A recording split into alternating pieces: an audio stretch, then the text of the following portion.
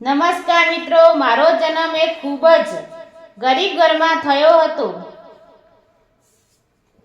મારા માતા પિતા ખેડૂત હતા, પરંતુ અમારી પોતાની જમીન નહોતી. પણ બીજા લોકોના ખેતરમાં મજૂરી કરીને તે અમને બધા ભાઈ બહેનને ભણાવતા હતા. અમે 4 ભાઈ બહેન હતા અને હું સૌથી મોટી હતી, એટલે મારા ઉપર પણ મારા માતા પિતાની જવાબદારીઓ આવી ગઈ હતી. મિત્રો, મારું ભણતર લગભગ પૂરું થવા આવ્યું હતું.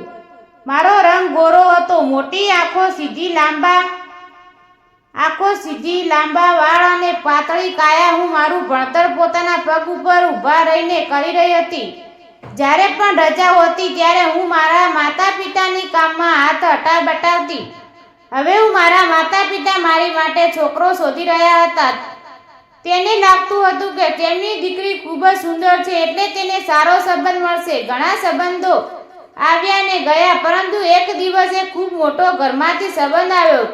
એ દિવસે મારે રજા હતી, કેમ કે રવિવાર હતો. અમારું ઘર માત્ર 2 રૂમનું હતું. જ્યારે સંબંધીઓ આવ્યા ત્યારે તેમને બેસવા માટે અમારા પાડોશી પાસેથી 4-5 ખુરશીઓ માંગીને લાવવી પડી. મમ્મીએ મને કહ્યું કે હું પૌવા અને ચા લઈને મહેમાનોને આપું. જ્યારે મેં પહેલી વાર દુલ્હાને જોયો ત્યારે તે ખૂબ જ સુંદર લાગ્યો. તેને પરિવારવાળાઓને પણ હું પસંદ આવી. મારું નામ અને માહિતી પૂછવામાં આવી અને મેં બધું સાચું કહ્યું.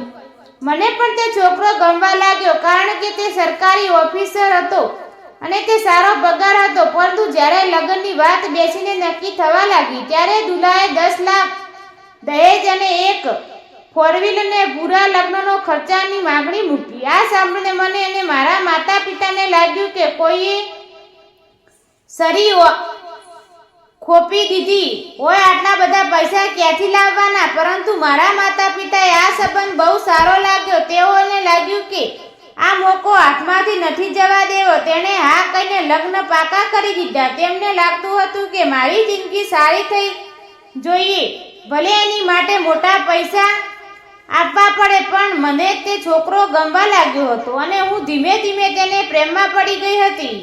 બીજી તરફ ઘરવાળા પૈસાની જોગવાઈમાં લાગી ગયા. મારા બાપુજી ગમે ત્યાંથી વ્યાજ પૈસા ઉઠાવવા લાગ્યા, છતાં પણ પૈસા પૂરા થઈ રહ્યા નહોતા. હવે લગ્નની તારીખ નજીક આવવા લાગી. બાપુજીએ કોઈ રીતે 8 લાખ એકઠા કરી લીધા, પરંતુ હજુ પૈસાના કાર બાકી હતી. આખરે મમ્મીએ પોતાના ઘરેણાં અને મારા ભાઈ બહેનના દાગીના ગીરવે મૂકીને કાર ખરીદી.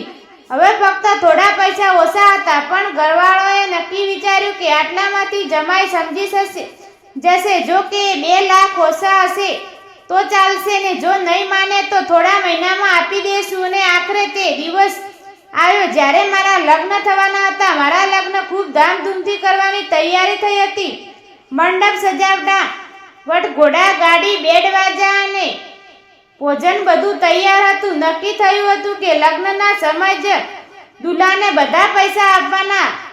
હલ્દીની વિધિ થઈ ગઈ હતી અને બધા ખૂબ જ ખુશ હતા. હું પણ ખુશ હતી.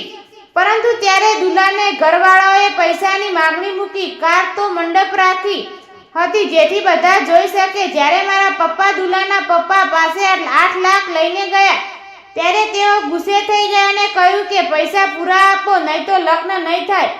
આ સાંભળીને દુલ્હાએ પણ ગુસ્સે થઈ ગયો. તેણે ખુલ્લે આમ કહ્યું, અત્યારે પૂરા પૈસા આપો, નહીં તો લગ્ન તૂટેલા સમજો. મંડપમાં બધા અક્ષતા લઈને ઊભા હતા.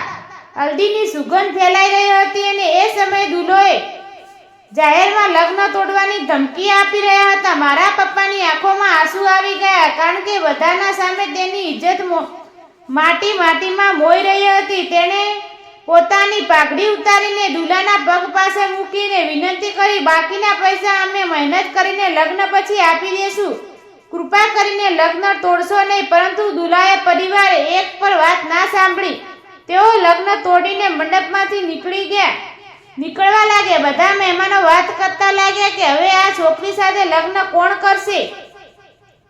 ત્યારે હાજરા એક યુવક જે દુલ્હાનો મિત્ર બનીને આવ્યો હતો અને અચાનક આગળ આવ્યો અને ઊંચો અવાજે બોલ્યો, તમે તમારી દીકરીનું જીવન બરબાદ કરી રહ્યા છો. જો આ છોકરો ફક્ત થોડા પૈસા માટે આવું કરી શકે તો અગાઉ તો તમારી દીકરીને કેટલું સંતાવશે. બધાની નજરે યુવક તરફ ગઈ ને કોઈએ પૂછ્યું, તમે આ છોકરી સાથે લગ્ન કરશો? તો તેણે જરા પણ બિલકુલ કર્યા વગર કહ્યું, હા, હું આ છોકરી સાથે લગ્ન કરી. તેણે મારા પપ્પાની પાઘડી ઉંચકીને ફરી તેના માથા પર પહેરાવી દીધી. મંડપમાં બેઠેલા બધા લોકો આશ્ચર્યમાં પડી ગયા. આ યુવાન બીજો કોઈ જ નહીં પરંતુ દુલ્હાના ખૂબ જ નજીકના મિત્ર હતો, પરંતુ તેનાથી પણ મોટો ઉદ્યોગપતિ. તે પૂનામાં પોતાની કંપનીની માલિક હતો. તેને જ મંડપમાં લગ્ન કરવાનું નક્કી કર્યું અને મારા હાથ પકડીને મંડપમાં લઈ ગયો. પંડિતોએ મંત્રોચ્ચાર શરૂ કર્યા અને ત્યાં જ મારા લગ્ન થઈ ગયા. હું આશ્રમમાં હતી પણ હું ખુશ પણ હતી કે તેના મને પોતાની કારમાં બેસાડીને પૂનામાં પોતાના ભવ્ય બંગલામાં લઈ ગયો. ત્યાં તેમના માતા પિતાને ખૂબ જ સન્માનથી મારું સ્વાગત કર્યું. ઘરમાં પ્રવેશ સમયે મારી આરતી ઉતારી. ઘરના બધા લોકો ખુશ થઈ ગયા. બીજા દિવસે મેં કુળદેવીના દર્શન કરવા ગયા. તેમને મને પોતાની બાહોમાં ઉંચકી સીડીએ ચડાવી. રાતે અમારા રૂમ ફૂલોની સુંદર સજાવટ કરી હતી.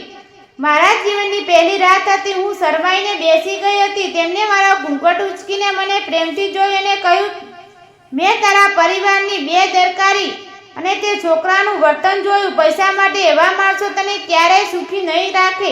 સાચો પ્રેમ પૈસા પર નહીં પરંતુ દિલ પર આધારિત હોય છે. હું તમને જોઈને તારું પ્રેમમાં પડી ગયો હતો. આ સાંભળીને હું રડી પડીને તે મને છાતી પર માથું મૂકીને દીધું ને ક્યારેક તો પોતાના અધકારા બતાવનો ન હતો. જ્યારે મારા માયકે આવતો ત્યારે ખુરશી પર નહીં પરંતુ ચટાઈ પર બેસતો અને તેમને સાદગી ભર્યા સ્વભાવથી મારા માતા પિતા તેમને ઘણું માનવા લાગ્યા. હવે હું ગર્ભવતી છું અને મારા ગર્ભમાં મારા પતિનો પ્રેમ ઉછરી રહ્યો છે. મારા માતા પિતા ખુશ છે અને મારા સાસુ સસરા પણ મારી ખૂબ જ કાળજી રાખે છે. મિત્રો, તમને શું લાગે છે? તેના મારી સાથે લગ્ન કરીને સારું કર્યું કે ખોટું? આજકાલ પણ સમાજમાં દહેજ માંગનારા આવા લોકો, પરંતુ મારા પતિ જેવા માણસો પણ છે જે પૈસાની પરવા કર્યા વગર એક છોકરીનું સન્માન બચાવે છે. મિત્રો, સાચો સંબંધ પૈસા પર નહીં પરંતુ દિલથી બને છે. જો તમને વાર્તા ગમી હોય તો વિડીયોને લાઈક અને ચેનલને સબસ્ક્રાઇબ કરીને વિડીયોને પૂરો જોવા બદલે આપ સૌ મિત્રોનો ધન્યવાદ.